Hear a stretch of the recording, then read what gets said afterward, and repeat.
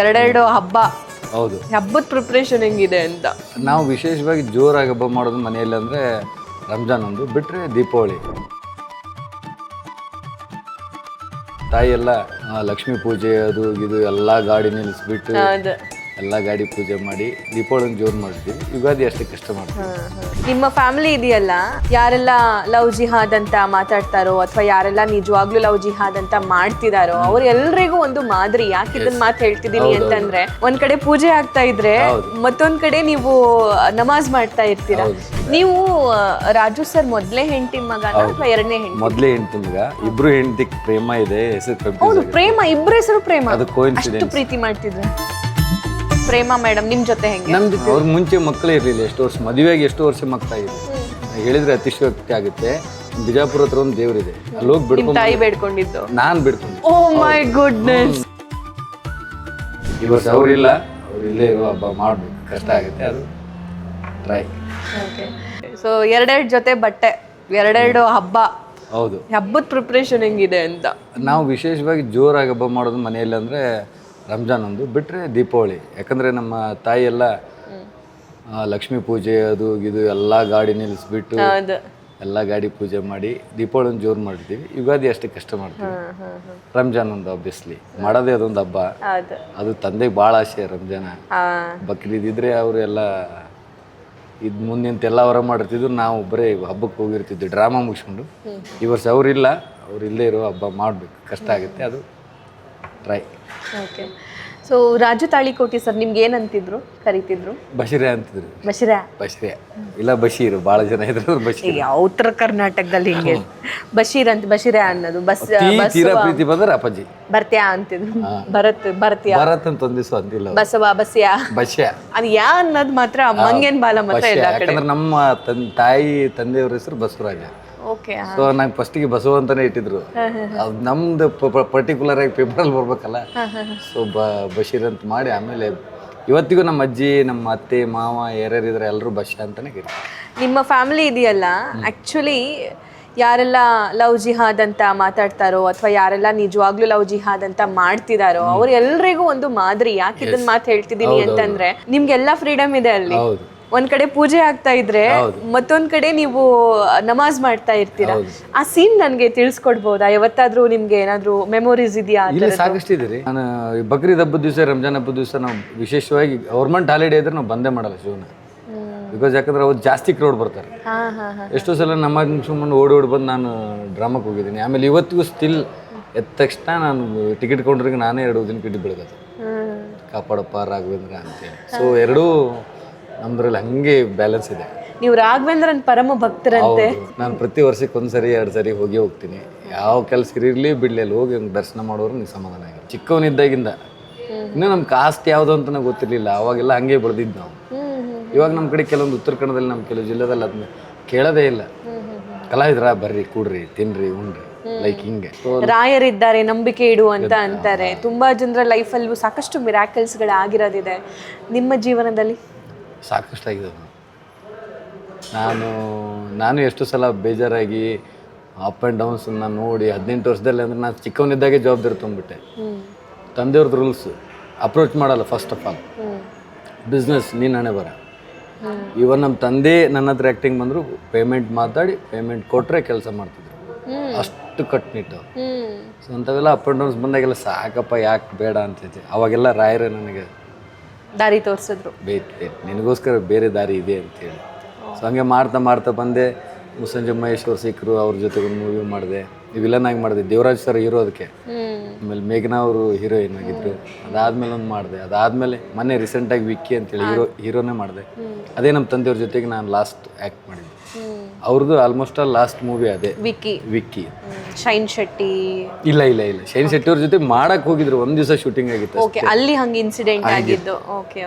ನಂದು ಲಾಸ್ಟ್ ಇಯರ್ದಲ್ಲಿ ಅದೇ last movie.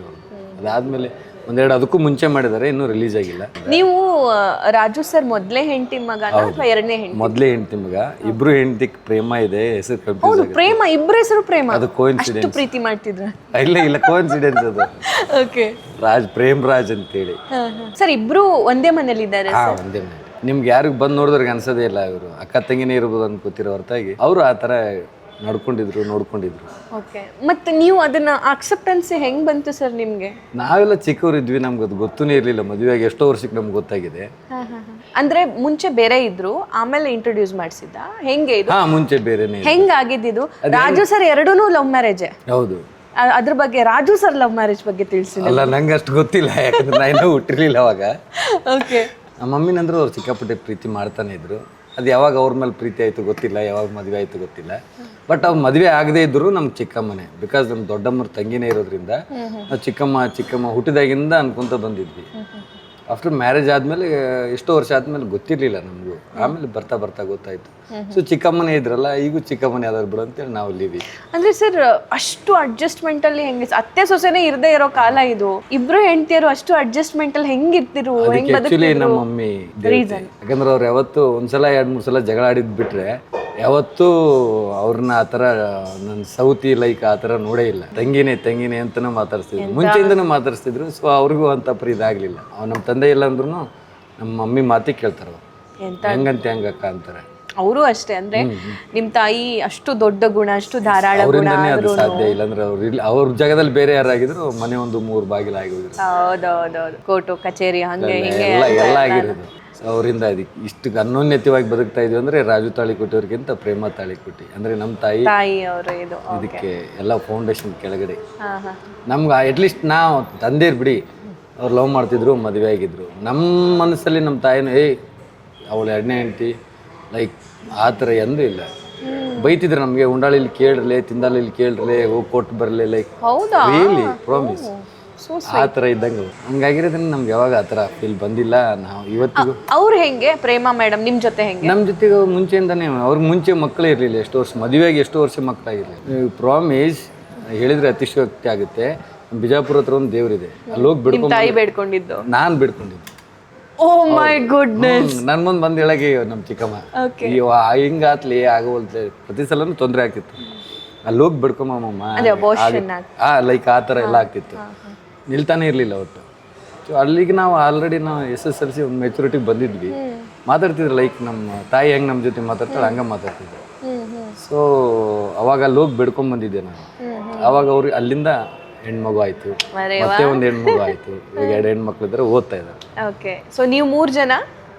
3 ಜನ, 2 ಗಂಡು 1 ಹೆಣ್ಣು.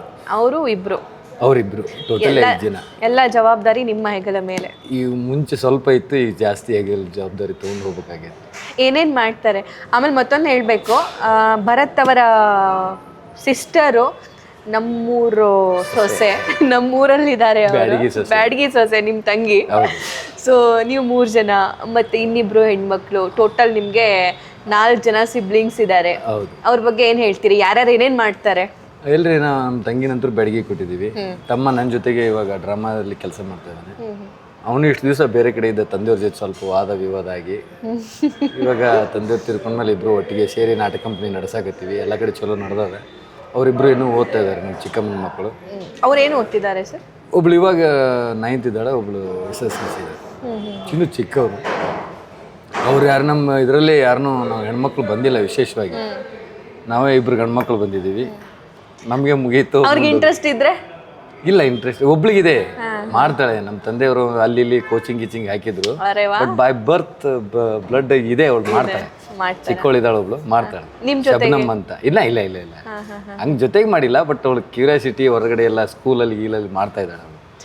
ಅವಳು ಏನಾದ್ರು ಬಂದ್ರೆ ಬರ್ಬೋದು, ಬಂದ್ರೆ ಇಲ್ಲಾಂದ್ರೆ ಇಲ್ಲ. ಒಬ್ಬರೇ ತಮ್ಮ ಅಲ್ವಾ?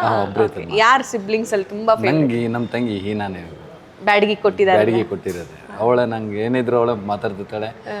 ಒಂದೊಂದ್ಸಲ ಅಪ್ಪಾಜಿ ನನ್ನ ಜೋಡಿಗೆ ಏನಾರು ಮಾತಾಡೋದು ಕಷ್ಟ ಆಗಿತ್ತಂದ್ರೆ ಅಲ್ಲೇ ಅವಳಿಗೆ ಹೇಳ್ತಿದ್ದ, ನಿಮ್ಮ ಮನೆಗೆ ಮಾಡ್ಯ ನೋಡ್ಲಿ, ಹೇಳ ಅವನಿಗೆ ಅಂತೇಳಿ. ಸೊ ಆಕಿ ಫೋನ್ ಮಾಡಕ್ಕೆ ಮತ್ತೆ ಹಿಂಗಾಗಿತ್ಲಣ್ಣ, ಆಯ್ತು ಸುದ್ ಮಾಡ್ತಿತ್ತು ಕೂಡು ಅಂತೇಳಿ.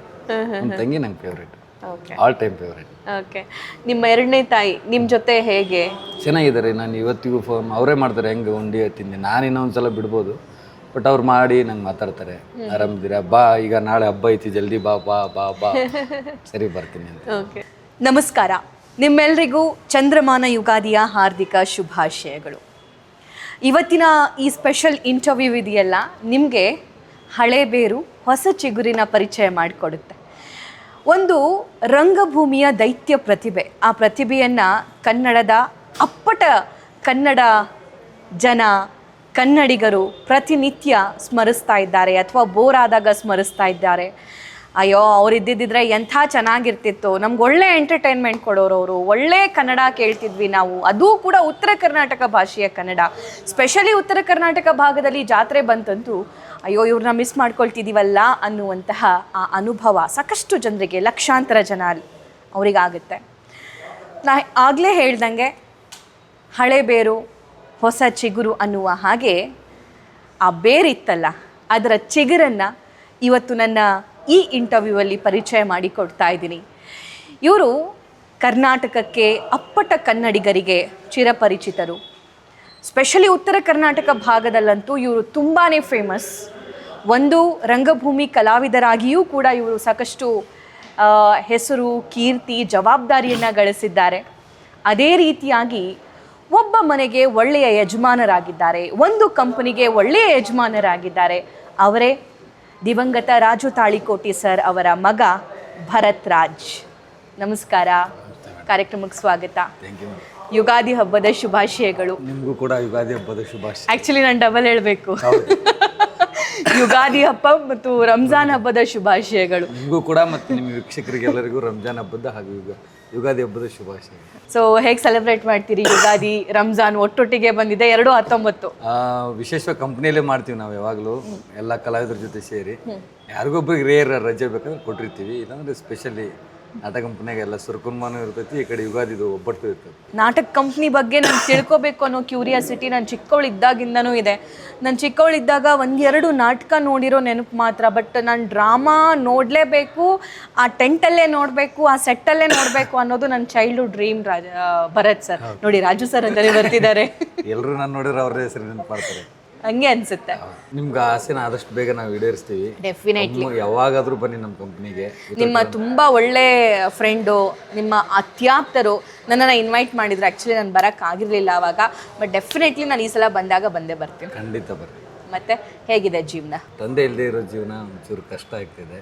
ರೀಸೆಂಟಾಗಿ ಸತ್ತಿರೋದ್ರಿಂದ ಸ್ವಲ್ಪ ನೋವಲ್ಲಿದ್ದೀವಿ. ಆದರೂ ಕೂಡ ಅವ್ರು ಇಲ್ಲ ಅಂದರೂ ಆ ಉದ್ಯೋಗವನ್ನು ಮಾಡ್ಕೊಂಡು ಹೋಗ್ಬೇಕಾಗಿರೋ ನಮ್ಮ ಕರ್ತವ್ಯ ಮಾಡ್ತಾಯಿದ್ವಿ. ಚೆನ್ನಾಗಿ ನಡೀತಾ ಇದೆ. ಅವ್ರು ಇಲ್ಲಿಲ್ಲ ಅಂದರೂ ಮೇಲ್ಗಡೆ ಕುಂತು ನಮ್ಮ ಸಂಸ್ಥೆಗೆ ಆಶೀರ್ವಾದ ಮಾಡ್ತಾ ಇದ್ದಾರೆ. ಸೊ ಅವ್ರ ಆಸೆ ಡ್ರಾಮಾ ಕಂಪ್ನಿ ನಡೆಸ್ಬೇಕಂತಿತ್ತು. ನಮ್ಗೆ ಯಾರಿಗೂ ಇತ್ತೀಚೆಗೆ ಬೇಡ ಅಂತ ಬಿಟ್ಬಿಟ್ಟಿದ್ದು. ಆಫ್ಟರ್ ಕೊರೋನಾ ಸಿಕ್ಕಾಪಟ್ಟೆ ತೊಂದರೆಗಳು, ಕಲಾವಿದ್ರ ಕೊರತೆ, ಆಮೇಲೆ ನೋಡೋರು ಸ್ವಲ್ಪ ಕಡಿಮೆ ಆಗಿರೋದನ್ನ ಬಿಟ್ಟಿದ್ವಿ. ಮತ್ತೆ ಈಗ ಅವ್ರು ತಿರ್ಕೊಂಡ್ಮೇಲೆ ಅವ್ರ ಆಸೆ ಈಡೇರಿಸ್ಬೇಕು ಅನ್ನೋ ಒಂದೇ ಒಂದು ಕಾರಣಕ್ಕೋಸ್ಕರ ಮತ್ತೆ ಪ್ರಾರಂಭ ಮಾಡಿದ್ದೀವಿ. ಅವ್ರ ಆಶೀರ್ವಾದದಿಂದ ಚಲೋ ನಡೀತಾ ಇದೆ. ಓಕೆ, ಸೊ ನಿಮ್ಮ ಡ್ರಾಮಾ ಕಂಪನಿ ಹೇಗಿದೆ, ಹೇಗೆ ನಡೀತಾ ಇದೆ? ಚೆನ್ನಾಗಿ ನಡೀತಾ ಇದೆ. ಇವಾಗ ತಾನೇ ಗೊಡ್ಚಿ ವೀರಭದ್ರೇಶ್ವರ, ಬಾದಾಮಿ ಬನಶಂಕರಿ ತಾಯಿ ಜಾತ್ರೆ ಮತ್ತು ಕೊಟ್ಟೂರು ಅಮರೇಶ್ವರದ ಎಲ್ಲ ಮುಗಿಸ್ಕೊಂಡು ಇವಾಗ ನಿಮ್ಮ ಮುಂದಿದ್ದೀವಿ. ಒಬ್ಬ ಇಷ್ಟು ಬ್ಯುಸಿ ಸ್ಕೆಡ್ಯೂಲಲ್ಲಿ ಟೈಮ್ ಕೊಟ್ಟಿದ್ದಕ್ಕೆ ತುಂಬ ಥ್ಯಾಂಕ್ ಯು. ಇಲ್ಲ, ಆ್ಯಕ್ಚುಲಿ ಕೊಡಲೇಬೇಕು ಅಂತ ಅನಿಸ್ತು, ಅದಕ್ಕೆ ಕೊಟ್ಟಿದ್ವಿ. ಅದು ಇಂಪಾರ್ಟೆಂಟ್ ಕಾರಣ ಇದೆ, ಇದನ್ನು ರಿವೀಲ್ ಮಾಡೋಕ್ಕಾಗಲ್ಲ ನಾನು. But it's okay. ನಿಮ್ಮ ಡ್ರಾಮಾ ಕಂಪನಿಯ ಹೆಸರು ತುಂಬ ಸೊಗಸಾಗಿದೆ. ಹೌದು. ಏನದರ ಅರ್ಥ? ಶ್ರೀ ಗುರು ಖಾಸ್ಗತೇಶ್ವರ ನಾಟ್ಯ ಸಂಘ ತಾಳಿಕೋಟಿ ಅಂತ.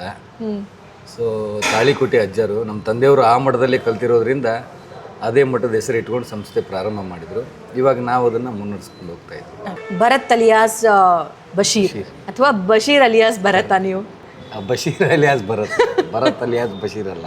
ಓಕೆ, ಸೊ ಈ ಹೆಸರು, ಎರಡೆರಡು ಹೆಸರು ಹೆಂಗೆ, ಇದು ಯಾರಿಟ್ರು? ಆ್ಯಕ್ಚುಲಿ ಹೆಸರು ನಂಗೆ ಕೊಟ್ಟಿದ್ದು ನಮ್ಮ ಮುಸ್ಸಂಜೆ ಮಾತು ನಿರ್ದೇಶಕರು, ಮುಸ್ಸಂಜೆ ಮಹೇಶ್ ಅಂತ. ಓಕೆ, ನಿರ್ದೇಶಕರು. ಮುಂಚೆಯಿಂದ ಡ್ರಾಮಾ ಫೀಲ್ಡ್ ಇಂಡಸ್ಟ್ರಿಯಲ್ಲಿ ಇದ್ದಾಗೆಲ್ಲ ಬಶೀರ್ ಅಂತಿತ್ತು. ಫಸ್ಟ್ ಟೈಮ್ ನಾನು ಅವ್ರ ಮೂವಿಯಲ್ಲಿ ಒಂದು ವಿಲನ್ ಕ್ಯಾರೆಕ್ಟರ್ ಮಾಡಿದ್ದೆ. ಸೊ ಟೈಟ್ಲ್ ಕಾರ್ಡಲ್ಲಿ ಏನು ಬರ್ಬೇಕಂತ ಬಶೀರ್ ತಾಳಿಕೋಟಿ ಅಂತ ಬರಲಿ ಸರ್ ಅಂದರೆ, ಬೇಡ ಚೆನ್ನಾಗಿಲ್ಲ ಅಂತ. ಸರ್ ಮತ್ತೇನ್ರಿ ಅಂತಂದು ಅವ್ರೊಂದು 2-3 ಸಜೆಷನ್ ಕೊಟ್ಟರು. ಲಾಸ್ಟಿಗೆ ಫೈನಲ್ ಆಗಿ ಭರತ್ ರಾಜ್ ಅಂತ ಮಾಡ್ಕೊಂಡು ನಿಂದು ಇರುತ್ತೆ, ನಿಮ್ಮ ಅಪ್ಪಂದು ಇರುತ್ತೆ, ಬಿ ಇನ್ಶಿಯಲ್ಲು ನಿಂದು ಕಂಟಿನ್ಯೂಸ್ ಆಗಿರುತ್ತೆ ಅಂತೇಳಿ ಫಸ್ಟ್ ಮೂವಿ ಅದೇ ನಂದು. ಅದಾದ್ಮೇಲೆ ನೀವು ಕರ್ನಾಟಕದಲ್ಲಿ ವರ್ಲ್ಡ್ ಫೇಮಸ್ ಭರತ್ ತಾಳಿಕೋಟಿ ಅಂತ. ಸೊ ಡ್ರಾಮಾ ಕಂಪನಿ ಅಂತ ಬಂದಾಗ ನಿಮ್ಮ ತಂದೆಯ ಅವರು ಇಲ್ಲದೆ ಇರುವಂತಹ ಆ ಸಿಚುವೇಶನ್ ಹೆಂಗೆ ಅನ್ಸುತ್ತೆ? ಕಷ್ಟ ಆಗುತ್ತೆ ರೀ, ಯಾಕಂದ್ರೆ ಅವ್ರು ಇದ್ದಾರೆ ಅಂತೇಳಿ ನಾವು ಯಾವುದಾವುದೋ ಜಾತ್ರೆಗಳನ್ನೆಲ್ಲ ಸಿಕ್ಕಾಪಟ್ಟಿ ಕಾಂಪಿಟೇಷನಲ್ಲಿ, ಆಮೇಲೆ ರದಾರ್ಥಗೋ ಯಾರು ಜಗಳಾದ್ರೂ ಅವ್ರು ಇರ್ತಾರೆ, ಯಾಕೆ ತಲೆಗೆಡ್ಸೋದು. ಕೆಲವೊಂದು ಊರಲ್ಲಿ MLAಗಳನ್ನೆಲ್ಲ ಎದುರಾಕೊಂಡ್ಬಿಟ್ಟು ಪ್ಲೇಸ್ ಹಿಡ್ಕೊಳ್ಳೋದಕ್ಕೋಸ್ಕರ, ಅಲ್ಲಿ ಡ್ರಾಮಾ ಆಡಬೇಕು ಅನ್ನೋದಕ್ಕೋಸ್ಕರ ಅವ್ರಿದ್ರು ಅಂತ ಎದುರಾಗಿ ಕೂತಿದ್ವಿ. ಇವಾಗ ಸ್ವಲ್ಪ ಕಷ್ಟ. ಅವ್ರಿಲ್ಲಪ್ಪ, ವಿಚಾರ ಮಾಡಿ ಮುಂದೆ ಹೋಗ್ಬೇಕು, ಸಪೋರ್ಟ್ ಬ್ಯಾಕ್ ಬೋನ್ ಇಲ್ಲಲ್ಲ ಅಂತ. ಹೆಸರಿದೆ, ಅವ್ರ ಹೆಸರಿಂದ ನಾವು ಏನು ಬೇಕಾದ್ ಮಾಡ್ತೀವಿ ಇಲ್ಲ ಅಂತಲ್ಲ, ಆದರೂ ಅವ್ರಿಲ್ಲ ಅನ್ನೋದೊಂದು. ನಿಮ್ಮ ತಂದೆಯವರು ಸಾವಿರಾರು ನಾಟಕ ಪ್ರದರ್ಶನಗಳು ಅವ್ರದ್ದಾಗಿದೆ, ನೂರಾರು ಸಿನಿಮಾಗಳಲ್ಲಿ ಅವರು ನಡೆಸಿದ್ದಾರೆ. ನಿಮ್ಮ ಫೇವ್ರೇಟ್ ಸಿನಿಮಾ ಅವ್ರು ಆಕ್ಟ್ ಮಾಡಿರೋದು, ನಿಮ್ಮ ಫೇವ್ರೇಟ್ ಡ್ರಾಮಾ ಯಾವುದು? ಅವ್ರದ್ದು ಫೇವ್ರೇಟ್ ಅಂದ್ರೆ ನಮ್ಮ ಕಲಿಯುವುದು ಕುಡುಕ. ಕಲಿಯುಗದ ಕುಡುಕ. ಸಿನಿಮಾ ಅಂದ್ರೆ ಒಂದು 2-3 ಇದೆ, ಅದ್ರಲ್ಲಿ ಮನಸಾರೆ ನಂಗೆ ತುಂಬಾ ಇಷ್ಟ ಆಗಿರೋದು. ಓಕೆ. ಐಂದ್ರಿತ್ ಅವರು ದಿಗಂತ್ ಅವರು ಪೇರಾಗಿ ಮಾಡಿದ್ದು. ಅವ್ರು ಅದಕ್ಕೂ ಮುಂಚೆ ಒಂದು 2-3 ಮೂವಿ ಮಾಡಿದ್ರು 10 ವರ್ಷದ ಹಿಂದೆ, 2002-2003ರಲ್ಲಿ. ಅದು ಯಾವುದೂ ಅಷ್ಟು ಕ್ಲಿಕ್ ಆಗಿರಲಿಲ್ಲ. ಬಟ್ 2009-10ರಲ್ಲಿ ಅದನ್ನು ಮಾಡಿದ್ರು. ಅದೇ ಅವ್ರಿಗೆ ಹೆಸರು ತಂದು ಕೊಟ್ಟಿದ್ರು. ಯೋಗರಾಜ್ ಭಟ್ ಅವರು ಪದೇ ಪದೇ ಹೇಳ್ತಿದ್ರು, ಯೋಗರಾಜ್ ಭಟ್ ಅವರು ನನಗೊಂದು ಯೋಗ ತಂದು ಕೊಟ್ಟರು ಅಪ್ಪಾಜಿ. ಮಾಡ್ತಾ ಇದ್ದಾರೆ, ಡ್ರಾಮಾ ಮಾಡಿದ್ರು. ಇತ್ತೀಚೆಗೆ ಅವರು ಡೈರೆಕ್ಷನ್ ಮಾಡೋದು ಬಿಟ್ಬಿಟ್ಟಿದ್ರು. ನಮಗೆಲ್ಲ ಅವರೇ ಡೈರೆಕ್ಷನ್ ಮಾಡಿದ್ರು ಮುಂಚೆ ಡ್ರಾಮಾಕ್ಕೆ. ಹಿಂಗೆ ಬರ್ಬೇಕಿಲ್ಲ, ಹಿಂಗೆ ಮಾಡ್ಬೇಕಿಲ್ಲ. ಇನ್ನೊಂದು ವಿಷಯ ಅಂದ್ರೆ ನಮ್ಮ ಡ್ರಾಮಾಕ್ಕೆ ನಾವು ಯಾರು ಫೀಲ್ಡಿಗೆ ಬರಬಾರ್ದು, ನಮ್ಗೆ ಚೆನ್ನಾಗಿ ಓದಿಸಿ ಅವ್ರು ಡ್ರಾಮಾ ಮಾಡಕ್ಕೆ ಹೋಗ್ಬೇಕಂದ್ರೆ ಲಾಕ್ ಮಾಡ್ಕೊಂಡು ಹೋಗೋರು ಹೊರಗಡೆಯಿಂದ. ಆದರೂ ಕೋಇನ್ಸಿಡೆನ್ಸ್ ಅದು, ನಾವು ಹೆಂಗೆ ಬಂದ್ವಿ, ಎಲ್ಲಿ ಹೆಂಗೆ ಬಂದ್ವಿ ಅನ್ನೋದೇ ಗೊತ್ತಿಲ್ಲ. ಸೊ ಯಾವಾಗಿಂದ ನಿಮಗೆ ಡ್ರಾಮಾ ಕಡೆ ಒಲವು? ಆ ಥರ ಒಲವು ನನಗೂ ಏನೂ ಇರಲಿಲ್ಲ. ಯಾಕಂದ್ರೆ ನಾನು ಓದ್ತಾ ಇದ್ದೆ, BA B.Ped ಮಾಡಿ MA ಹೋಗಿದ್ದೆ. ನಾನು MA ಮಾಡ್ತಾ ಇದ್ದೆ. ಅವಾಗ ಒಬ್ರು ಯಾರೂ ಇರಲಿಲ್ಲ. ಅಂದರೆ ಸ್ವಂತ ನಮ್ಮ ಹಳೆಯಾನೆ ಅವ್ನು ಸೌದಿ ಅರಬ್ಗೆ ಹೋಗ್ಬೇಕಂತ ಪ್ಲ್ಯಾನ್ ಮಾಡಿದ್ದ ದುಡಿಯೋಕ್ಕೆ. ಅವ್ನು ಆ್ಯಕ್ಟ್ ಮಾಡ್ತಿದ್ದ. ಅವ್ನು ಹೋದ ತಕ್ಷಣ ಆ ಕ್ಯಾರೆಕ್ಟರ್ ನನಗೆ ಮಾಡಿ ಒಂದು ದಿವಸ ಅಂದರು. ಸೊ ಮಾಡಿದೆ. ಅವಾಗಿಂದ ಇಲ್ಲೇ ಹೊಡ್ಬಿಟ್ಟೆ. ಓಕೆ, ಚೆನ್ನಾಗಿ ಮಾಡಿರೋದ್ರಿಂದ. ಸೊ ಇವಾಗ ನಿಮ್ಗಿರುವಂತಹ ಜವಾಬ್ದಾರಿಗಳ ಬಗ್ಗೆ ಏನೇನು ಅಂತೀರಿ? ಒಂದು ಡ್ರಾಮಾ ಕಂಪನಿ ಅಂತಂದರೆ ನಮಗೆಲ್ಲ ಅನ್ಸೋದೇನು, ಬರ್ತಾರೆ, ನಗಿಸ್ತಾರೆ ಅಥವಾ ಅಳಿಸ್ತಾರೆ, ಹೋಗ್ತಾರೆ, ಮೇಕಪ್ ಇರುತ್ತೆ ಅಂತಂದು. ಆ್ಯಕ್ಚುಲಿ ಒಬ್ಬ ರಂಗಭೂಮಿ ಕಲಾವಿದನ ಬದುಕು ಹೆಂಗಿರುತ್ತೆ ಸರ್? ತುಂಬ ಕಷ್ಟಕರವಾಗಿದ್ದು. ಯಾಕಂದರೆ ಎಷ್ಟೋ ತಿಂಗಳಗಟ್ಟಲೆ ಮನೆ ಬಿಡಬೇಕು. ಶೂಟಿಂಗ್ ಮುಗಿಸ್ಕೊಂಡು ಹೋಗುವ ಒಂದು ವಾರದಲ್ಲಿ ಶೂಟಿಂಗ್ ಮುಗಿಯುತ್ತೆ, ಮನೆಗೆ ಹೋಗ್ಬೋದು. ಅದ್ರ ಡ್ರಾಮಾ ಹಂಗಲ್ಲ, ಕಂಟಿನ್ಯೂ ನಡೀತಿದ್ರೆ 1 ತಿಂಗಳು ನಡೆಯುತ್ತೆ, 2 ತಿಂಗಳು ನಡೀತೈತಿ. ಸೊ ಮನೆ ಮಠ ಮಾರು ಎಲ್ಲ ಬಿಟ್ಟು ಬಂದು ಅಲ್ಲಿರ್ಬೋದು, ಕಲಾವಿದನಿಂದ ಹಿಡ್ಕೊಂಡು. ಸೊ ಅಲ್ಲಿ ಎಲ್ಲ ಇದಕ್ಕೆ ಅಲ್ಲಿರೋ ನೇಚರ್ಗೂ ಅಡ್ಜಸ್ಟ್ ಆಗಬೇಕು, ಆ ಶೀಟಿಗೆ ಅಡ್ಜಸ್ಟ್ ಆಗಬೇಕು. ಮನೇಲಿ ಬಿಲ್ಡಿಂಗಲ್ಲಿ ಇರ್ತಾನೆ, ಇಲ್ಲಿ ಬಂದು ಶೀಟಲ್ಲಿ ಇರಬೇಕು. ಆರ್ಟಿಸ್ಟಿನ ಜೀವನಲ್ಲಿ ನಿಜವಾಗ್ಲೂ ಕಷ್ಟಕರವಾಗಿತ್ತು. ಓಕೆ, ನಾನು ಒಬ್ಬ ಒಳ್ಳೆ ಗುಡ್ ಫ್ರೆಂಡ್ ನಾನು ಆ್ಯಕ್ಚುಲಿ ಬೇರೆ ಪ್ರೋಗ್ರಾಮಲ್ಲಿ ಮಾತಾಡಿಸಿದೆ.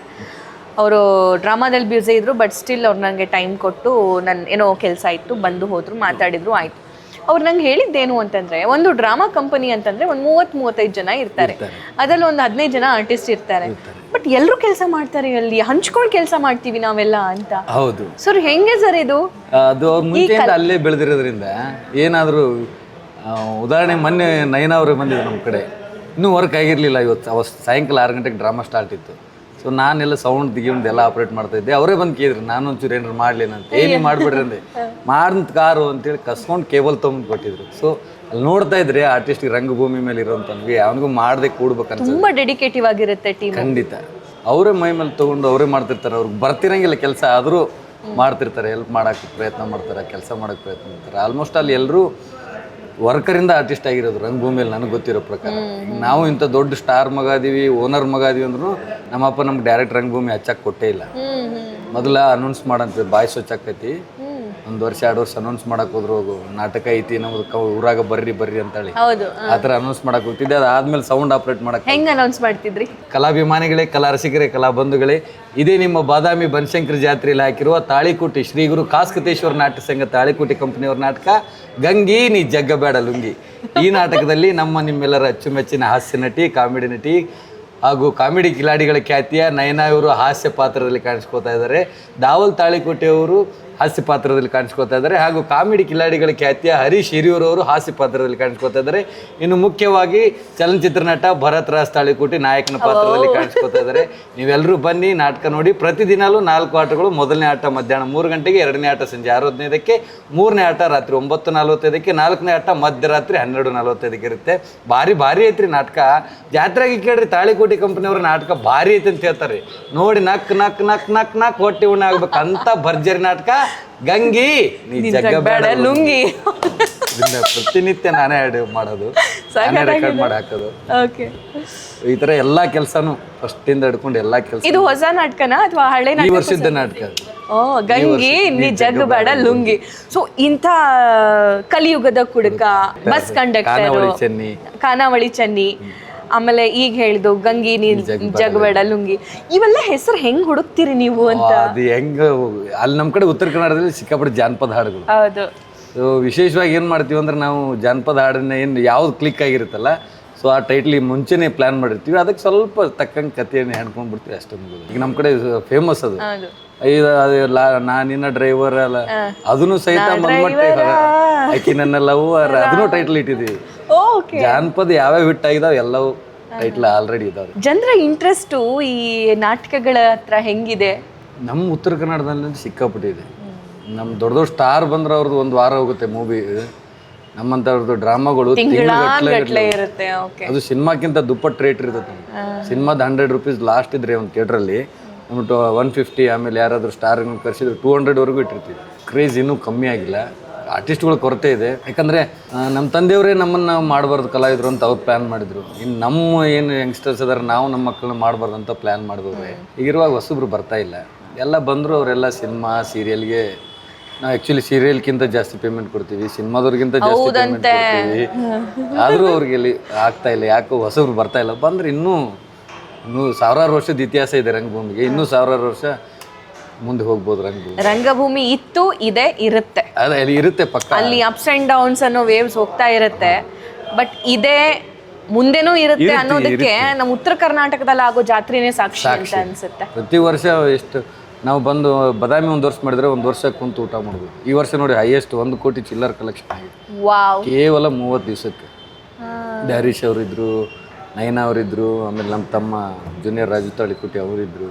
ಸೊ ನಮ್ಮದೇ ಟೀಮು ಕೋಟಿಗಟ್ಟಲೆ ಏನೋ ಕಲೆಕ್ಷನ್ ತೊಗೊಳ್ತೀವಿ ಅಂದರೆ ಇದು. ಮತ್ತೆ ನಿಮಗೆ ಪ್ರತಿ ತಿಂಗಳು ನೀವು ಎಷ್ಟು ಬ್ಯುಸಿ ಇರಬೇಕಂದ್ರೆ ಕೋಟಿ ಕೋಟಿ ಕೋಟಿ ಕಲೆಕ್ಷನ್ಸ್ ಹಂಗೆ ಆಗ್ತಾನೆ ಹೋಗ್ಬೇಕು. ಜಾತ್ರೆ ಟೈಮಲ್ಲಿ ಇರ್ತೀವಿ, ಆ ಮಳೆಗಾಲದಲ್ಲಿ ಒಂಚೂರು ಕಷ್ಟ. ಉತ್ತರ ಕರ್ನಾಟಕ ಅಂತ ಬಂದ್ರೆ ಅಲ್ಲಿ ಬೇರೆ ಬೇರೆ ಡಿಸ್ಟ್ರಿಕ್ಟ್ಗಳು ಕೂಡ ತುಂಬಾ ಸುಮಾರು ಡಿಸ್ಟ್ರಿಕ್ಟ್ ಇದೆ.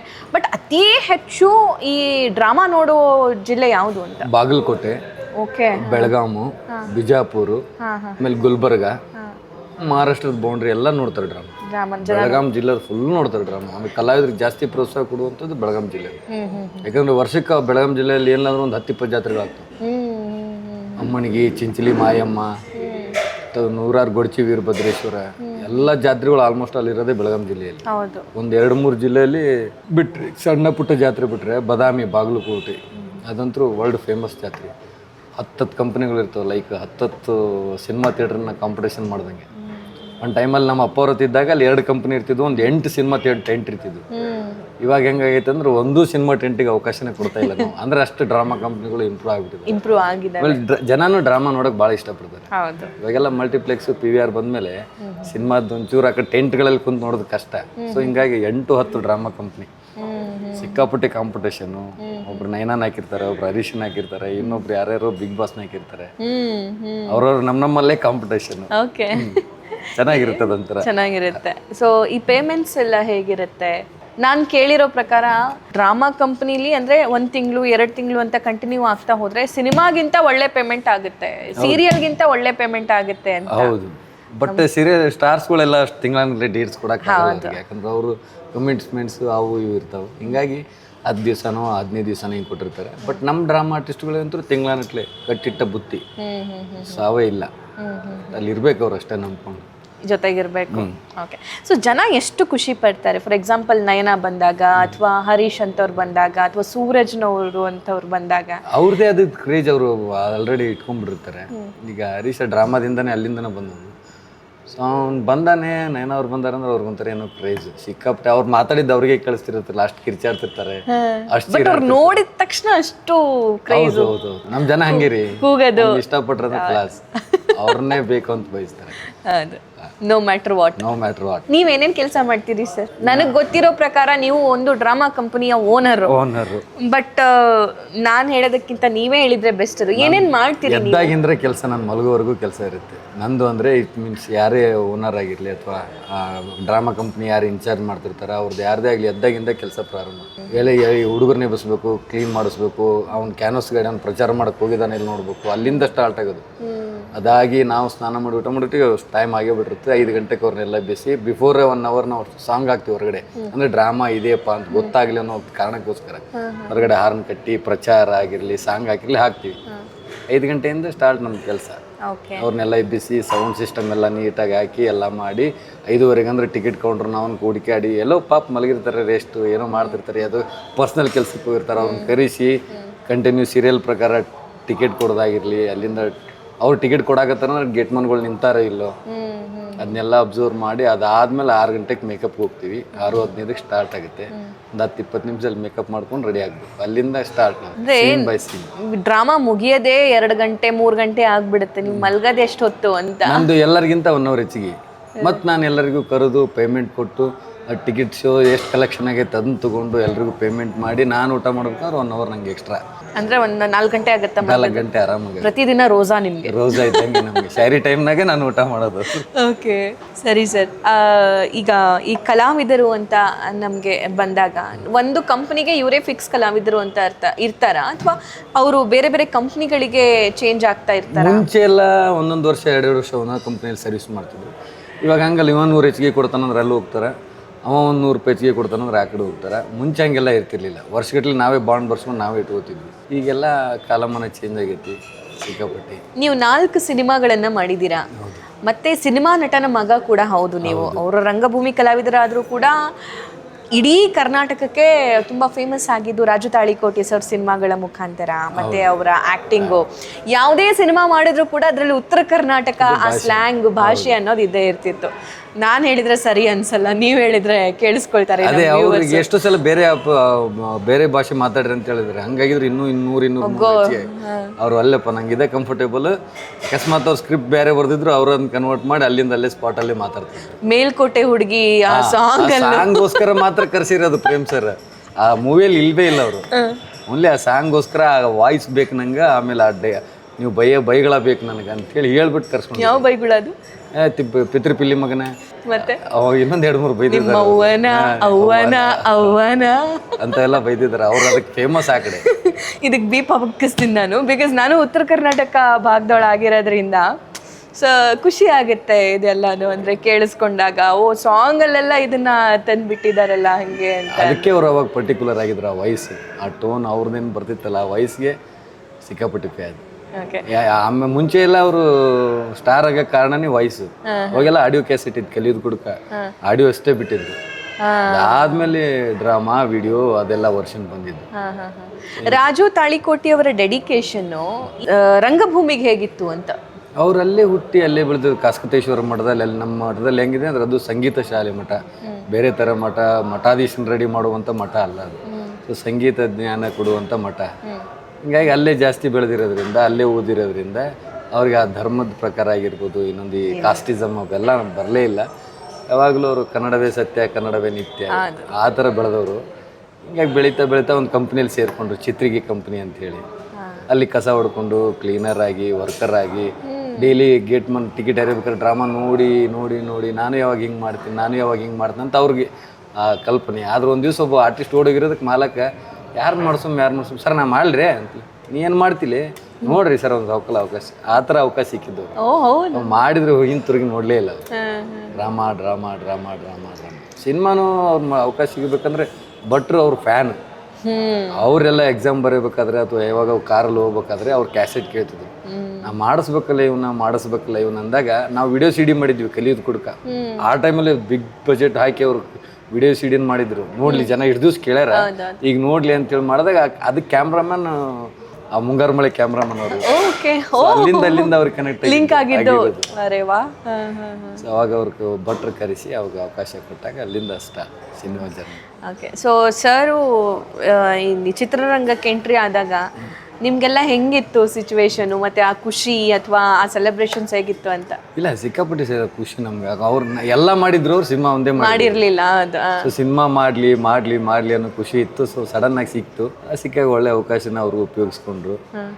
ಸೆಕೆಂಡ್ ಇನ್ನಿಂಗ್ಸ್ ಅವ್ರದ್ದು ಒಂಥರ ಡ್ರಾಮಾ ಇಂಡಸ್ಟ್ರಿ ಬಿಟ್ಟ ಮೇಲೆ. ಓಕೆ, ಸೊ ಮಗ ತಾಯಿ ಜೊತೆ ಒಳ್ಳೆ ಬಾಂಡಿಂಗ್ ಇರುತ್ತೆ ಅಂತ ಹೇಳ್ತಾರೆ, ಮಗಳು ತಂದೆ ಜೊತೆ ಒಳ್ಳೆ ಬಾಂಡಿಂಗ್ ಇರುತ್ತೆ ಅಂತ ಅಂತಾರೆ. ಬಟ್ ನಿಮ್ದು ರಾಜು ಸರ್ ಹೇಗಿತ್ತು? ಅಲ್ಲಿ ನಮ್ದು ಇದು ಉಲ್ಟಾ ಇತ್ತು. ನಮ್ದು ಫ್ರೆಂಡ್ ತರ ಇದ್ವಿ ನಾವು. ಆ ಡ್ರಾಮಾ ಬ್ಯಾಡ್ ಅಪ್ಪಾಜಿ ಇದನ್ನ ಮಾಡೋಮಂತಲೇ, ಅದು ಬ್ಯಾಡ್ಲಿ ನನ್ನ ಮಾತು ಕೇಳಿ ಇದನ್ನ ಮಾಡೋದಿಲ್ಲ, ಈ ಥರ ಡಿಸ್ಕಷನ್ ಎಲ್ಲ ನಡೀತಿತ್ತು. ಆಮೇಲೆ ಆಲ್ಮೋಸ್ಟ್ ಅಲ್ಲಿ ನನ್ನ ಜೊತೆಗೆ ಜಾಸ್ತಿ ಶೇರ್ ಮಾಡ್ತಿದ್ರು ಅವರು. ಸಣ್ಣ ಮಗಳ ಮೇಲೆ ಜಾಸ್ತಿ ಪ್ರೀತಿ. ಬಟ್ ಈ ಉದ್ಯೋಗದಲ್ಲಿ ನಾವು ಟಚ್ ಇರೋದ್ರಿಂದ ಜಾಸ್ತಿ ಕಮ್ಯುನಿಕೇಷನು, ಏನೇ ಇದ್ರು ಚರ್ಚೆ, ಡಿಸ್ಕಷನ್ನು ಯಾರನ್ನಾರು ಆರ್ಟಿಸ್ಟ್ ಹಾಕೋಬೇಕಂದ್ರೆ ಒಂದು ಮಾತು ಕೇಳ್ತಿದ್ದೆ ಇಂಥವ್ರನ್ನ ಬುಕ್ ಮಾಡ್ಕೊಳಕತ್ತೀನಿ ರೀ ಕೇಳ್ತಿದ್ದೆ, ಅಡ್ವೈಸ್ ಮಾಡ್ತಿದ್ರು. ಆ್ಯಕ್ಟಿಂಗ್ ವಿಚಾರವಾಗಿ ನಮ್ಗೆ ಯಾವಾಗ ಅಡ್ವೈಸ್ ಕೊಡಲಿಲ್ಲ ಅವರು. ಆಮೇಲೆ ನನಗೆ ಎಲ್ಲೂ ಅಪ್ರೋಚು ಮಾಡಲಿಲ್ಲ. ನಾನು ರಾಜು ತಾಳಿಗುಟ್ಟಿ ಮಗ ಅಂತ ಎಲ್ಲಿ ಹೇಳಪ್ಪ ಅಪ್ರೋಚ್. ಹೌದಾ? ನಿನ್ನ ಟ್ಯಾಲೆಂಟ್ ನೋಡಲಿ ನಿನ್ಗೆ ಯಾರು ಅಚ್ಚು ಹಂಗೆ ಅವ್ರು ಅಪ್ರೋಚ್ ಮಾಡಿದ್ರೆ ಒಂದು 50 ಸಿನಿಮಾ ಆಗ್ಬಿಡ್ತಿದ್ದೆ ಒಂದು ಅವಾಗಲೇ. ನನ್ನ ಪ್ರಶ್ನೆ ಅದೇ ಇತ್ತು ಆಕ್ಚುಲಿ ನಿಮ್ಗೆ. ನಾನು ಡ್ರಾಮಾ ಇಂಡಸ್ಟ್ರಿಯಲ್ಲಿ ಇದ್ದೆ 18 ವರ್ಷ ಆಯ್ತು, ಹೆಚ್ಚು ಕಡಿಮೆ 18 ವರ್ಷ. 18 ವರ್ಷ. ವಯಸ್ಸೆಷ್ಟು ಸರ್? ಓ ನೆಕ್ಸ್ಟ್ ಕ್ವಶನ್. ಡ್ರಾಮಾದಲ್ಲಿ 18 ವರ್ಷ? ಹೌದು. ನಿಮ್ಮ ಮಗನಿಗೂ ಈಗ 18 ವರ್ಷ ಅನ್ಸುತ್ತೆ. ಡ್ರಾಮಾ ಆಗಿ ಮದುವೆ ಆಗಿ ಒಂದು 6 ತಿಂಗಳಿಗೆ ಡ್ರಾಮಾ. ಹೆಣ್ಮಕ್ಳು ವಯಸ್ಸು ಕೇಳಬಾರ್ದು ಅಂತಾರೆ, ಬಟ್ ಗಂಡ್ ಮಕ್ಳಿಗೇನಿಲ್ಲ, ಹೇಳಬಹುದು. ಎಲ್ಲ ಇದರಲ್ಲಿ ನಂದು ಉಲ್ಟಾ. ಈಗ ಭರತ್ ರಾಜ್ ಸರ್ ಫ್ಯಾನ್ಸ್ ಅಲ್ಲ, ಫೀಮೇಲ್ ಫ್ಯಾನ್ಸ್ ಅಲ್ಲ, ಕಿವಿ ಮುಚ್ಕೊಂಡ್ಬಿಡಿ ಆಯ್ತಾ. ಈ ಕ್ವೆಶನ್ ನಿಮಗಲ್ಲ. ನಂದು 42 ರನ್ನಿಂಗ್ ನಡೀತದೆ. ಅಷ್ಟೇನಾ? ಬೇಡಿ ಸರ್, ನಮ್ ಶಿವಣ್ಣನೇ 50+ ಆದ್ರೂ ಎಷ್ಟು ಹೆಂಗ ಎನರ್ಜೆಟಿಕ್ ಹೆಂಗ್ ಕಾಣಿಸ್ತಿರ್ತಾರೆ. ರಮೇಶ್ ಅರವಿಂದ್ ಸರ್ ಇಲ್ವಾ? ಆದ್ರೂ ನನಗೆ ಹೇಳ್ಬಾರ್ದು ಅಂತ. ಎವರ್ ಗ್ರೀನ್ ಅನಿಲ್ ಕುಮಾರ್ ಇಲ್ವಾ? ನೀವು ಹಂಗೆ ಎವರ್ ಗ್ರೀನ್ ಹೀರೋನೇ ಅಂತ ಟ್ಯಾಗ್ಲೈನ್ ಹಾಕಿರೋದು. ಎವರ್ ಗ್ರೀನ್ ಭರತ್, ನಿಮ್ಗೆ ದೇವ್ರು ಇನ್ನಷ್ಟು ಆಯಸ್ಸು ಕೊಳ್ಳಿ. ಆಮೇಲೆ ನೀವು ಒಂದ್ ಚೂರ್ ರಿಂಕಲ್ ಬಂದಿಲ್ಲ ನೋಡಿ. ಇಲ್ಲ ರೀ, ಅದೇ ಗಾಡ್ ಗಿಫ್ಟ್. ರಿಂಕಲ್ ಬಂದಿಲ್ಲ, ಒಂದು ವೈಟ್ ಏರ್ ಆಗಿಲ್ಲ.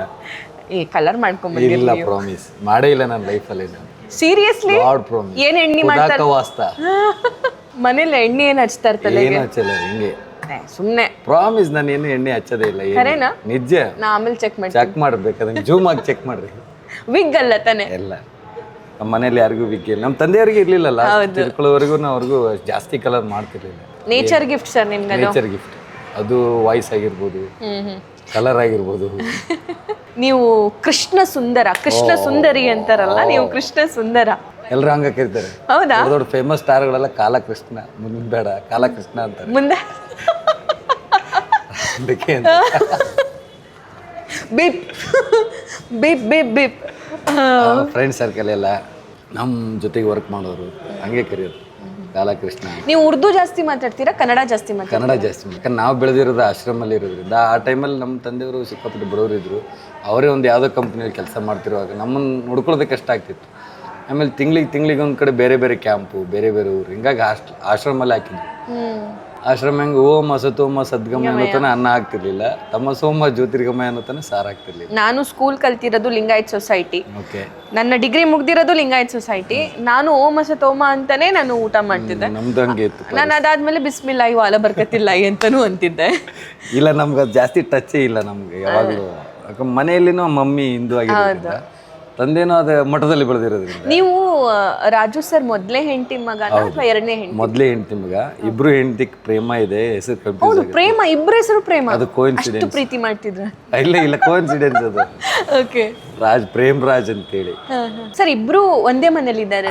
ಒಂದೇ ಮನೆ. ನಿಮ್ಗೆ ಯಾರಿಗೂ ಬಂದು ನೋಡಿದ್ರಿಗೆ ಅನ್ಸೋದೇ ಇಲ್ಲ ಇವರು ಅಕ್ಕ ತಂಗಿನೇ ಇರ್ಬೋದು ಅನ್ಕೋತಿರೋ ಹೊರತಾಗಿ ಅವರು ಆ ಥರ ನೋಡ್ಕೊಂಡಿದ್ರು. ಓಕೆ. ಮತ್ತೆ ನೀವು ಅದನ್ನ ಅಕ್ಸೆಪ್ಟೆನ್ಸ್ ಹೆಂಗ್ ಬಂತು ಸರ್ ನಿಮ್ಗೆ? ನಾವೆಲ್ಲ ಚಿಕ್ಕವರಿದ್ವಿ, ನಮ್ಗೆ ಅದು ಗೊತ್ತೂನೇ ಇರಲಿಲ್ಲ. ಮದುವೆಯಾಗಿ ಎಷ್ಟೋ ವರ್ಷಕ್ಕೆ ನಮ್ಗೆ ಗೊತ್ತಾಗಿದೆ. ಅಂದ್ರೆ ಮುಂಚೆ ಬೇರೆ ಇದ್ರು, ಆಮೇಲೆ ಇಂಟ್ರೊಡ್ಯೂಸ್ ಮಾಡಿಸಿದ್ದ? ಹೆಂಗೆ ಇದು? ಮುಂಚೆ ಬೇರೆನೇ. ಹೆಂಗಾಗಿದ್ದು? ರಾಜು ಸರ್ ಎರಡೂನು ಲವ್ ಮ್ಯಾರೇಜ್? ಹೌದು. ಅದ್ರ ಬಗ್ಗೆ, ರಾಜು ಸರ್ ಲವ್ ಮ್ಯಾರೇಜ್ ಬಗ್ಗೆ ತಿಳಿಸಿ. ಅಲ್ಲ, ನಂಗೆ ಅಷ್ಟು ಗೊತ್ತಿಲ್ಲ, ಯಾಕಂದ್ರೆ ನಾನು ಹುಟ್ಟಿರ್ಲಿಲ್ಲ ಅವಾಗ. ಓಕೆ. ನಮ್ಮ ಮಮ್ಮಿನಂದ್ರೆ ಅವ್ರು ಸಿಕ್ಕಾಪಟ್ಟೆ ಪ್ರೀತಿ ಮಾಡ್ತಾನೆ ಇದ್ರು. ಅದು ಯಾವಾಗ ಅವ್ರ ಮೇಲೆ ಪ್ರೀತಿ ಆಯಿತು ಗೊತ್ತಿಲ್ಲ, ಯಾವಾಗ ಮದುವೆ ಆಯಿತು ಗೊತ್ತಿಲ್ಲ. ಬಟ್ ಅವ್ರು ಮದುವೆ ಆಗದೇ ಇದ್ರು ನಮ್ಗೆ ಚಿಕ್ಕಮ್ಮನೇ. ಬಿಕಾಸ್ ನಮ್ಮ ದೊಡ್ಡಮ್ಮರ ತಂಗಿನೇ ಇರೋದ್ರಿಂದ ನಾವು ಚಿಕ್ಕಮ್ಮ ಹುಟ್ಟಿದಾಗಿಂದ ಅನ್ಕೊಂತ ಬಂದಿದ್ವಿ. ಆಫ್ಟರ್ ಮ್ಯಾರೇಜ್ ಆದಮೇಲೆ ಎಷ್ಟೋ ವರ್ಷ ಆದಮೇಲೆ ಗೊತ್ತಿರಲಿಲ್ಲ ನಮಗೂ. ಆಮೇಲೆ ಬರ್ತಾ ಗೊತ್ತಾಯಿತು. ಸೊ ಚಿಕ್ಕಮ್ಮನೇ ಇದ್ರಲ್ಲ, ಈಗೂ ಚಿಕ್ಕಮ್ಮನೇ ಯಾವ್ದಾದ್ರು ಬಿಡು ಅಂತೇಳಿ ನಾವು ಲೀವಿ. ಅಂದ್ರೆ ಸರ್, ಅಷ್ಟು ಅಡ್ಜಸ್ಟ್ಮೆಂಟ್ ಅಲ್ಲಿ ಹೆಂಗೆ? ಅತ್ತೆ ಸೊಸೆನೇ ಇರದೇ ಇರೋ ಕಾಲ ಇದು. ಇಬ್ರು ಹೆಂಡತಿಯರು ಅಷ್ಟು ಅಡ್ಜಸ್ಟ್ಮೆಂಟ್ ಅಲ್ಲಿ ಹೆಂಗಿರ್ತಿರು? ಆಕ್ಚುಲಿ ನಮ್ಮ ಮಮ್ಮಿ ಯಾಕಂದ್ರೆ ಅವ್ರು ಯಾವತ್ತು ಒಂದ್ಸಲ 2-3 ಸಲ ಜಗಳ ಆಡಿದ್ ಬಿಟ್ರೆ ಯಾವತ್ತೂ ಅವ್ರನ್ನ ಆ ಥರ ನನ್ನ ಸೌತಿ ಲೈಕ್ ಆ ಥರ ನೋಡೇ ಇಲ್ಲ. ತಂಗಿನೇ ಅಂತಲೂ ಮಾತಾಡ್ತಿದ್ರು, ಮುಂಚೆಯಿಂದನೂ ಮಾತಾಡ್ತಿದ್ರು. ಸೊ ಅವ್ರಿಗೂ ಅಂತ ಇದಾಗಲಿಲ್ಲ. ನಮ್ಮ ತಂದೆ ಇಲ್ಲ ಅಂದ್ರೂ ನಮ್ಮ ಮಮ್ಮಿ ಮಾತಿ ಕೇಳ್ತಾರೆ ಅವ್ರು, ಹೆಂಗಂತೆ ಹಂಗಕ್ಕ ಅಂತಾರೆ. ಅವರು ಅಷ್ಟೇ. ಅಂದ್ರೆ ನಿಮ್ ತಾಯಿ ಅಷ್ಟು ದೊಡ್ಡ ಗುಣ, ಅಷ್ಟು ಧಾರಾಳ ಗುಣ. ಅದು ಸಾಧ್ಯ ಇಲ್ಲ ಅಂದ್ರೆ ಅವ್ರ ಜಾಗದಲ್ಲಿ ಬೇರೆ ಯಾರಾಗಿದ್ರು ಮನೆ ಒಂದು 3 ಬಾಗಿಲು ಆಗಿ ಹೋಗಿದ್ರು. ಹೌದೌದೌದು. ಕೋರ್ಟು ಕಚೇರಿ ಹಂಗೆ ಹಿಂಗೆ ಎಲ್ಲ ಆಗಿರೋದು. ಅವರಿಂದ ಅದಕ್ಕೆ ಇಷ್ಟು ಅನ್ಯೋನ್ಯತೆಯಾಗಿ ಬದುಕ್ತಾ ಇದ್ವಿ ಅಂದ್ರೆ ರಾಜು ತಾಳಿಕೊಟ್ಟಿಯವ್ರಿಗಿಂತ ಪ್ರೇಮ ತಾಳಿಕೊಟ್ಟಿ ಅಂದ್ರೆ ನಮ್ಮ ತಾಯಿ ಅವರು ಇದಕ್ಕೆ ಎಲ್ಲ ಫೌಂಡೇಶನ್ ಕೆಳಗಡೆ. ನಮ್ಗೆ ಅಟ್ಲೀಸ್ಟ್ ನಾವು ತಂದೇರ್ ಬಿಡಿ, ಅವ್ರು ಲವ್ ಮಾಡ್ತಿದ್ರು, ಮದುವೆ ಆಗಿದ್ರು. ನಮ್ಮ ಮನಸ್ಸಲ್ಲಿ ನಮ್ಮ ತಾಯಿನೂ ಅವಳು ಎರಡನೇ ಹೆಂಡತಿ ಲೈಕ್ ಆ ಥರ ಎಂದೂ ಇಲ್ಲ. ಬೈತಿದ್ರು ನಮಗೆ, ಉಂಡಾಳಿಲಿ ಕೇಳ್ರಲೆ, ತಿಂದಾಳಿಲಿ ಕೇಳ್ರಲೆ, ಹೋಗಿ ಕೊಟ್ಟು ಬರಲಿ, ಲೈಕ್ ಹೌದಾ? ರಿಯಲಿ ಪ್ರಾಮಿಸ್ ಆ ಥರ ಇದ್ದಂಗೆ. ಹಂಗಾಗಿರೋದ್ರಿಂದ ನಮ್ಗೆ ಯಾವಾಗ ಆ ಥರ ಫೀಲ್ ಬಂದಿಲ್ಲ. ನಾವು ಇವತ್ತಿಗೂ ಅವ್ರು ಹೆಂಗೆ ಪ್ರೇಮಾ ಮೇಡಮ್ ನಿಮ್ ಜೊತೆ ಹೆಂಗೆ? ನಮ್ಮ ಜೊತೆಗೆ ಮುಂಚೆಯಿಂದಾನೆ, ಅವ್ರಿಗೆ ಮುಂಚೆ ಮಕ್ಕಳೇ ಇರಲಿಲ್ಲ. ಎಷ್ಟು ವರ್ಷ ಮದುವೆಗೆ ಎಷ್ಟು ವರ್ಷ ಮಕ್ಕಳಾಗಿರಲಿಲ್ಲ. ಪ್ರಾಮಿಸ್ ಹೇಳಿದ್ರೆ ಅತಿಶಯೋಕ್ತಿ ಆಗುತ್ತೆ. ಬಿಜಾಪುರ ಹತ್ರ ಒಂದು ದೇವರಿದೆ, ಅಲ್ಲಿ ಹೋಗಿ ಬಿಡ್ಕೊಂಡು ತಾಯಿ ಬೇಡ್ಕೊಂಡಿದ್ದು ನಾನು ಬಿಡ್ಕೊಂಡಿದ್ದೆ. ಓ ಮೈ ಗುಡ್ನೆಸ್. ನನ್ ಮುಂದೆ ಬಂದು ಹೇಳಕ್ಕೆ ನಮ್ಮ ಚಿಕ್ಕಮ್ಮ ಹಿಂಗಾತ್ಲಿ ಆಗೋಲ್ತೆ, ಪ್ರತಿ ಸಲನೂ ತೊಂದರೆ ಆಗ್ತಿತ್ತು. ಅಲ್ಲಿ ಹೋಗಿ ಬಿಡ್ಕೊಂಬಮ್ಮ ಲೈಕ್ ಆ ಥರ ಎಲ್ಲ ಆಗ್ತಿತ್ತು. ನಿಲ್ತಾನೆ ಇರಲಿಲ್ಲ ಒಟ್ಟು. ಸೊ ಅಲ್ಲಿಗೆ ನಾವು ಆಲ್ರೆಡಿ ನಾವು SSLC ಒಂದು ಮೆಚುರಿಟಿಗೆ ಬಂದಿದ್ವಿ. ಮಾತಾಡ್ತಿದ್ರು ಲೈಕ್ ನಮ್ಮ ತಾಯಿ ಹೆಂಗೆ ನಮ್ಮ ಜೊತೆ ಮಾತಾಡ್ತಾಳೆ ಹಂಗೆ ಮಾತಾಡ್ತಿದ್ದೆ. ಸೊ ಅವಾಗ ಅಲ್ಲಿ ಹೋಗಿ ಬಿಡ್ಕೊಂಡ್ ಬಂದಿದ್ದೆ ನಾನು. ಅವಾಗ ಅವ್ರಿಗೆ ಅಲ್ಲಿಂದ ಹೆಣ್ಮಗು ಆಯ್ತು, ಮತ್ತೆ ಒಂದು ಹೆಣ್ಮಗು ಆಯ್ತು. ಈಗ 2 ಹೆಣ್ಮಕ್ಳು ಇದ್ದಾರೆ, ಓದ್ತಾ ಇದ್ದಾರೆ.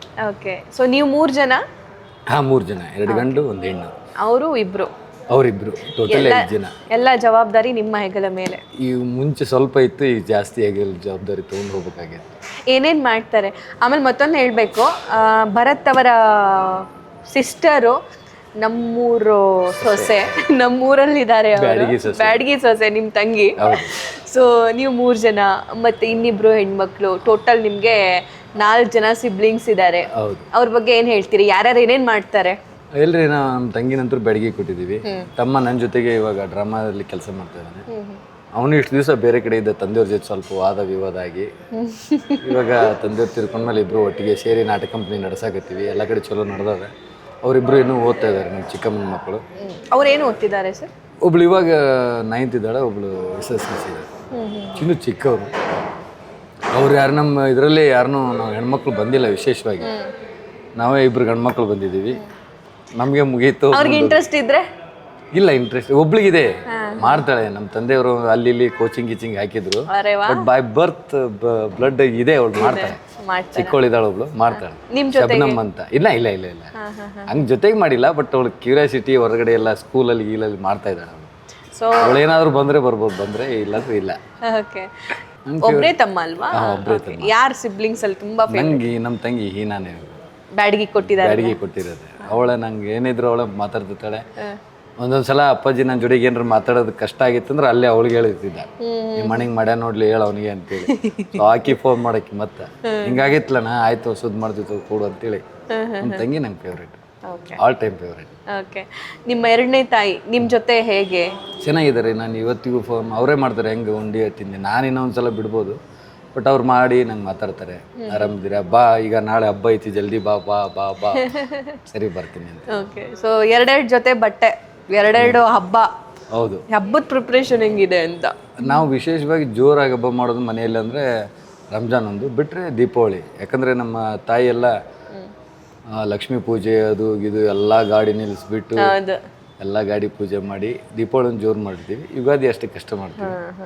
ರಂಜಾನ್ ಒಂದು ಆಬ್ವಿಯಸ್ಲಿ ಮಾಡೋದೇ ಅದೊಂದು ಹಬ್ಬ. ಅದು ತಂದೆಗೆ ಭಾಳ ಆಸೆ ರಂಜಾನ. ಬಕ್ರೀದ್ ಇದ್ರೆ ಅವರು ಎಲ್ಲ ಇದು ಮುಂದಿಂತೆಲ್ಲ ಹೊರ ಮಾಡಿರ್ತಿದ್ರು, ನಾವು ಬರೀ ಹಬ್ಬಕ್ಕೆ ಹೋಗಿರ್ತಿದ್ವಿ ಡ್ರಾಮಾ ಮುಗಿಸ್ಕೊಂಡು.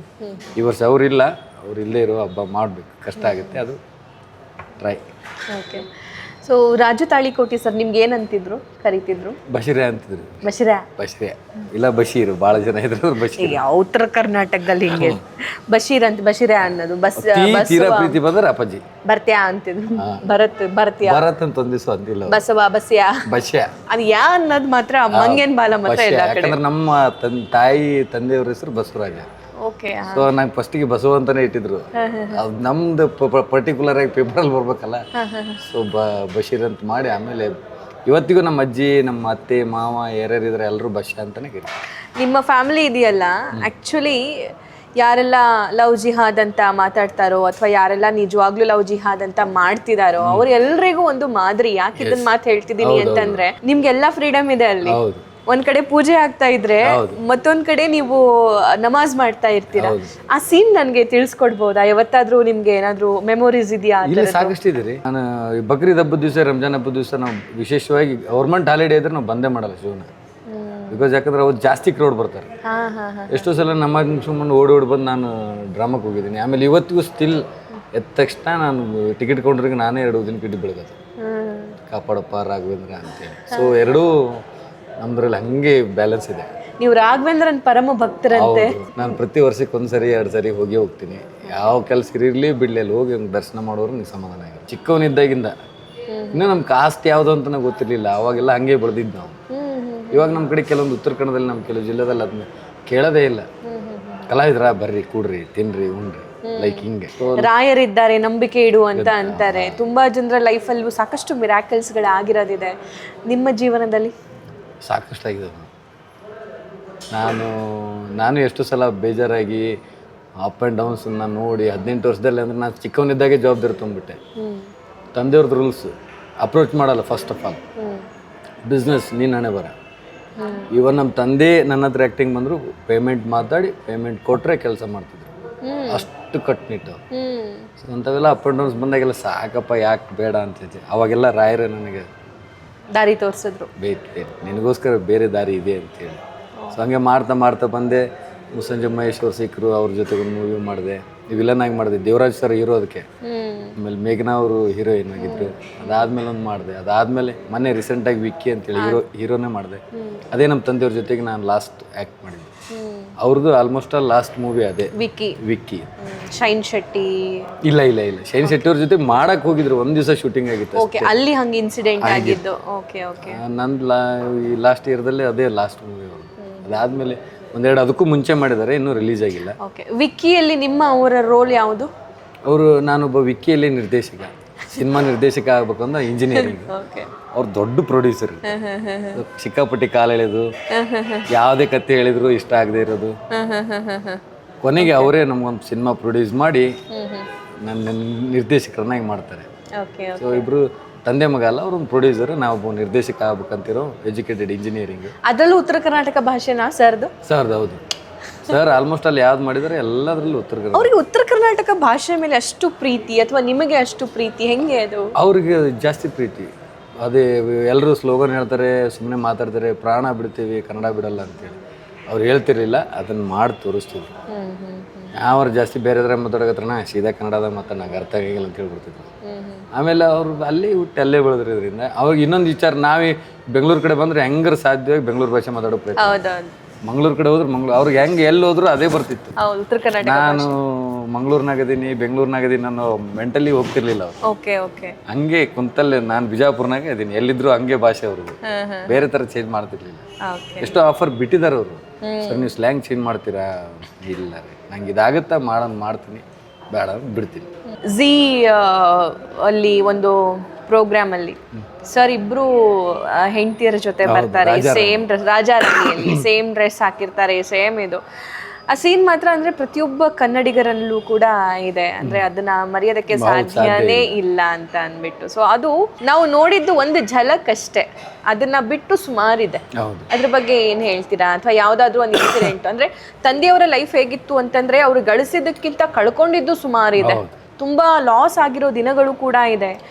ಆಮೇಲೆ ಡ್ರಾಮಾ ಕಂಪನಿ ನಡೆಸುವಾಗ ಸಾಕಷ್ಟು ಚಾಲೆಂಜಸ್ಗಳು ಬಂದಿರೋದಿದೆ. ಈಗಿನ ಕಾಲದಲ್ಲಿ ಏನು ಕಾಂಪಿಟೇಷನ್ ಇಲ್ಲ. ಅವ್ರು ಇದ್ದಾಗ ಭಾರಿ ಮಾಲಕರಿದ್ರು. ಗುಡಿಗೇರಿ ಅವರಾಗಿರ್ಬೋದು, ಎನ್ ಬಸವರಾಜ್ ಗುಡಿ, ಅವ್ನು big producer. Like Rockline Venkateshwar ಹೆಂಗೆ ನಮ್ಮ ಸಿನಿಮಾ ಇಂಡಸ್ಟ್ರಿಯಲ್ಲಿ, ಅವರು ನಮ್ಮ ಉತ್ತರ ಕರ್ನಾಟಕ ಡ್ರಾಮಾ ಇಂಡಸ್ಟ್ರಿಗೆ ಒಂಥರ ಬಿಗ್ ದೊಡ್ಡ ಪ್ರೊಡ್ಯೂಸರ್.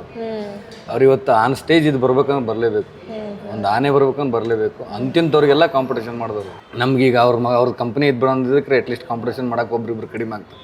ಅವ್ರಿಗೆ ಹಂಗಿರ್ಲಿಲ್ಲ. ರಾಜ ಅದನ್ನ ಮುದ್ದಾಮ್ ಕಾಂಪಿಟೇಷನ್ ಮಾಡೋರು. ಎಷ್ಟೋ ಸಲ ಅವರೇ ಸೋತು ಒಳ್ಳೆ ಬಂದು ನಮ್ಮ ಅಪ್ಪಾಜಿ ಡೇಟ್ಸ್ ತೊಗೊಂಡು ಮುಂದೆ ಕ್ಯಾಂಪ್ ಕ್ಲೋಸ್ ಮಾಡಿದ್ದಾರೆ.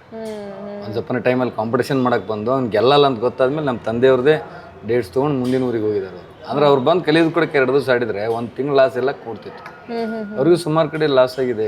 ದೊಡ್ಡ ಜಾತ್ರೆಯಲ್ಲೆಲ್ಲ ಕರೆಂಟ್ ಇಲ್ಲ ಅಂದಿದ್ದಕ್ಕೆ ನಮ್ಮಲ್ಲಿ ಅನಾಗರಿಕರು ಅಷ್ಟು ತಿಳ್ಕೊಂಡು ಯಾರು ವಿಚಾರ ಮಾಡಿ, ಕರೆಂಟ್ 5 ನಿಮಿಷಕ್ಕೆ ಬರಲಿಲ್ಲ, 10 ನಿಮಿಷಕ್ಕೆ ಬರಲಿಲ್ಲ, ಜನರೇಟರ್ ಕೈ ಕೊಟ್ಬಿಡ್ತು. ಅವಾಗೆಲ್ಲ ಬಾಕ್ಸ್ ಹೊತ್ಕೊಂಡು ಹೋಗ್ಯಾರ, ಕುರ್ಚಿ ಹೊತ್ಕೊಂಡು ಹೋಗ್ಯಾರ, ಡ್ರಾಮಾ ಇಲ್ಲ ಅಂದಿದ್ದೆ. ಅವತ್ತೇ ಅವ್ರು ಅಲ್ಲೇ ಕುಂತು ಹೇಳಿದ್ರು ರಂಗಭೂಮಿ ಮೇಲೆ, ಸಾಕಪ್ಪ ಇದಂತೇಳಿ. ಮತ್ತೆ ನಮ್ಮ ಕಾಸ್ಕತ್ ಅಜ್ಜಾರ್ ಕರೆದು, ಅದರಿಂದ ನಿಂಗೆ ಏನು ತೊಂದರೆ ಇದೆ, ಲಾಸ್ ಆಗಿದೆಯಾ? ಇಲ್ಲ ರೀ, ಅದರಿಂದ ನಾ ಇಷ್ಟೆಲ್ಲ ಮಾಡೀನಿ ಅನ್ಕೂಡ್ಲೇ ಪರವಾಗಿಲ್ಲ, ಕಂಟಿನ್ಯೂಯಸ್ ಆಗಿ ಮಾಡ್ಕೊಂತ ಹೋಗೋದು, ನಿನಗೆ ಏನು ಬ್ಯಾಡ್ ಅನ್ಸುತ್ತೆ ಅವ್ರು ಬಂದ್ ಮಾಡಂದು. ಅವತ್ತಿಂದ ಇವತ್ತಿನವರೆಗೂ ಕಂಟಿನ್ಯೂಸ್. ಚಿಕ್ಕಪಟ್ಟ ಚಾಲೆಂಜನ್ನು ಅವ್ರನ್ನ ಎದುರಿಸ್ಯಾರ್ರಿ. ಯಾಕಂದರೆ ಆ ಟೈಮಲ್ಲಿ ಸರಿಯಾಗಿ ವ್ಯವಸ್ಥೆ ಇಲ್ಲ, ಫೋನ್ ಇಲ್ಲ, ಏನಿಲ್ಲ. ಹ್ಮ್ ಹ್ಮ್ ಹ್ಮ್ ಹ್ಮ್ ಇವಾಗ ನಾವು ಬರೀ ಅವ್ರ ಮಕ್ಳು ಅಂದ್ಕೊಳ್ಳೆ ನಮ್ಗೆ ಎಲ್ಲ ಕಡೆ ಪರ್ಮಿಷನ್ ಸಿಗ್ಬಿಡ್ತದೆ. ರಾಜ್ ತಳ್ಬಿಟ್ಟವ್ರ ಕೆ ಬರ್ ಓಕೆ, ಇವನ್ CPI PSI ಅವರು ಕಲಾವಿದ್ರು ರಾಜು ತಳ್ಬಿಟ್ಟವ್ರ ಮಗ